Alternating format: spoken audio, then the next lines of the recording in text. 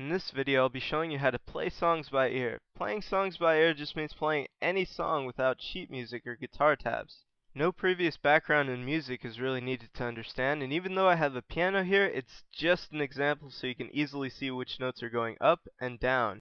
This can help anyone who plays a musical instrument or any vocalist who wants to hit notes spot on. First, you need to understand the main concept behind playing songs by ear, and as always, it's best to work with a very simple example. Let's use the first 4 notes of the song, Silent Night. Let's try to understand the song. The song is made up of 4 different notes with different distances in between. We start at the first note. We move up 2 notes, and yes, the black notes count. Then we move down 2 notes. Then finally we move down 3 notes. I can play these distances anywhere on the piano and it will sound like the same song. If we change the distances just a little bit, it will sound like a different song. So now we can say that the distances between notes is what lets your brain recognize this song as Silent Night. So now we finally get to the point. If I wanted to play this song or any other song by ear, I would have to try and identify the distances between the notes. That's the basic concept behind playing a song by ear. It's very possible to learn, and if you're motivated enough, you can learn it pretty quickly. So now the question becomes, what's the best way to identify the distances between the notes? And aren't there too many possible distances to memorize? Okay, well, let me answer the first question. How is it possible to identify the distances between notes? Well, let me give you an example. The best way to identify the distances between 2 notes is to simply associate a song to it. For this particular interval, I've associated the song Greensleeves.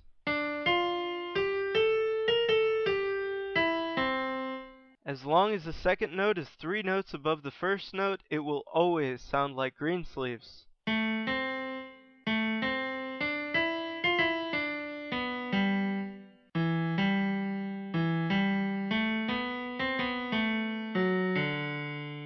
And the more you associate the song to it, the more you automatically start thinking of that song whenever you hear that interval. For every note distance, or interval, there's always a song you can associate.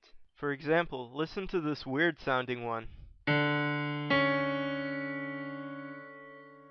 Now I want you to try and think of a song that has this interval in it. You may think it'd have to be some kind of weird song or a scary movie song, but actually, come with me, and you'll be in a world of pure imagination.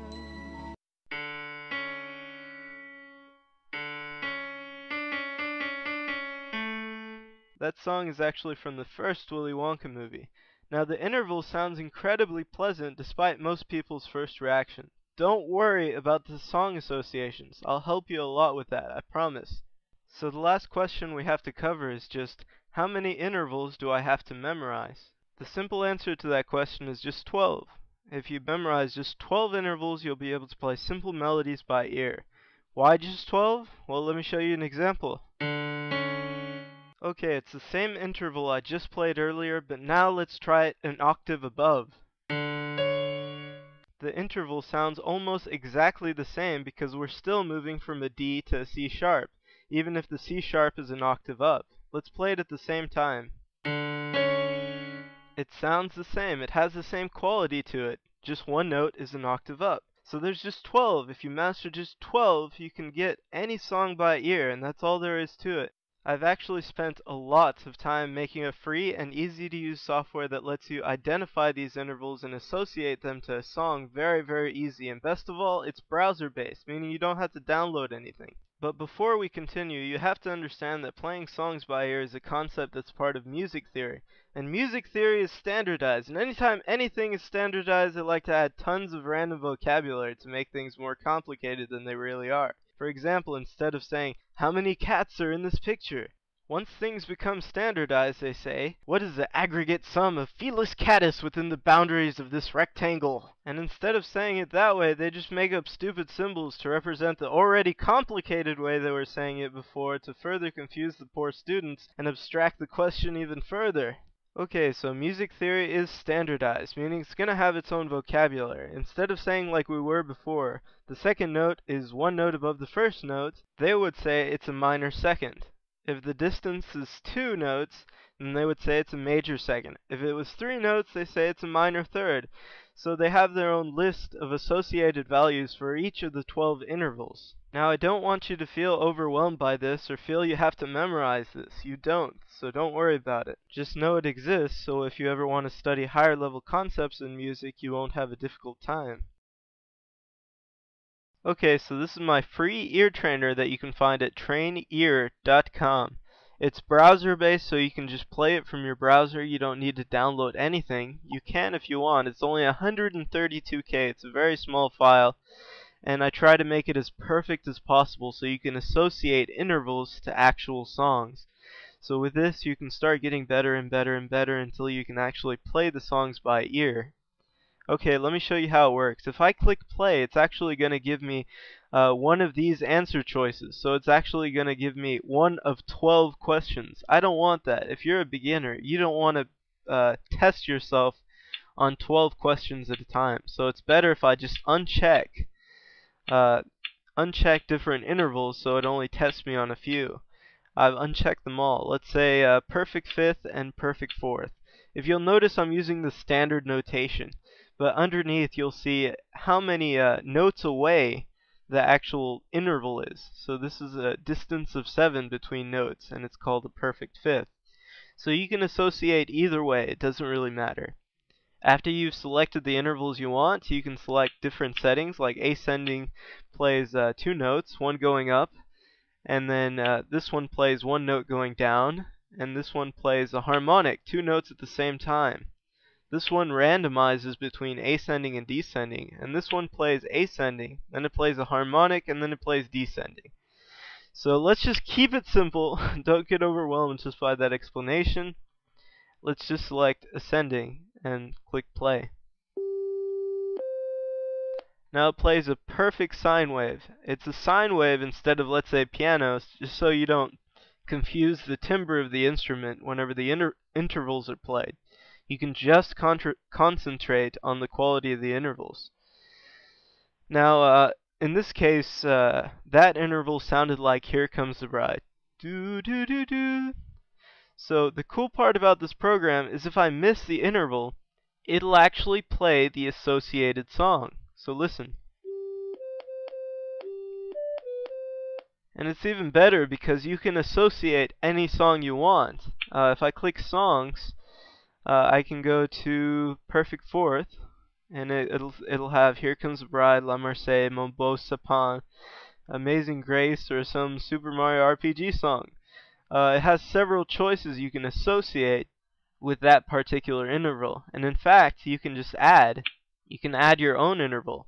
Right here's the distance between notes, and here's the speed. 1 being a quarter note, 2 being an eighth note, 4 being a 16th note, and so on. So you can just put comma 3, comma 2, and set up your own song association. You can also just play it from here. So if you've never heard the name of some of these songs, you can just go ahead and select it and play. Most of these are really common, so you should recognize at least the first ones on the list. Okay, I've reset the program. I'm going to explain what all this stuff is. It's actually just the statistics. The blue bars indicate your current score. You start with 100%. You have 100% score for all intervals. You haven't taken any questions. So let me just play an interval so you can see how the statistics works. First, let's get one right. And that's actually a minor third. So if I click it, it'll update the statistics.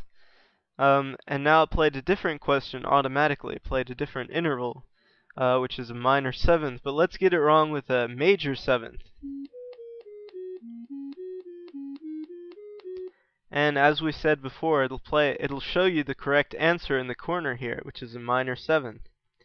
Now if I click the minor seventh, it'll update the statistics to show we've gotten it wrong. As you can see now, I have a 0% score for minor 7th. If I click M7 up here in the blue buttons, in the green buttons, it'll actually show me what I confused it with.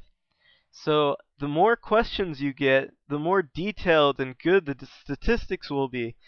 And since you can disable any interval, you can disable the ones you're good at and enable the ones that you're having trouble with. Just enable the hardest ones for you and just practice those. Okay, next I'm going to cover the other different features. First, let's cover the slider bars. Actually, you can increase or decrease the speed of the question using these things. Just select harmonic to make it obvious.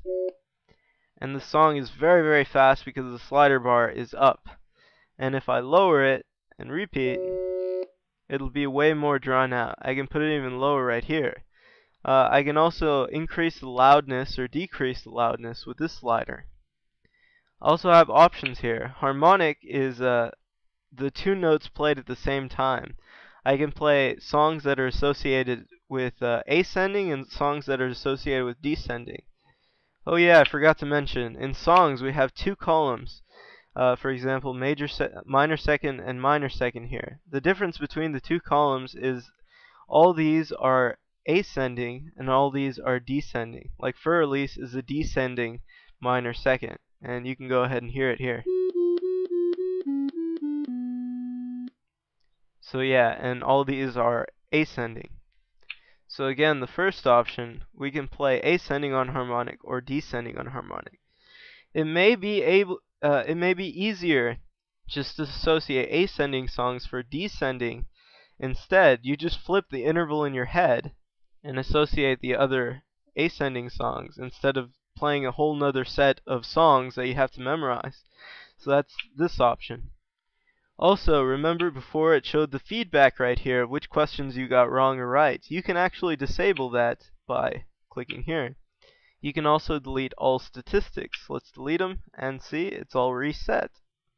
You can also save your progress. This saves all your songs, all your statistics, all your options. Just copy it to clipboard, just clicking this button, and then save it to a file or somewhere safe, and then when you want to import it, just paste.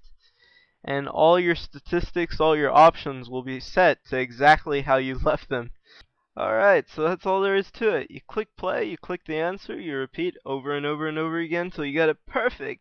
And then you can start playing songs by ear, just associating the distances between notes. How long will it take? I don't know. 2 weeks? A month?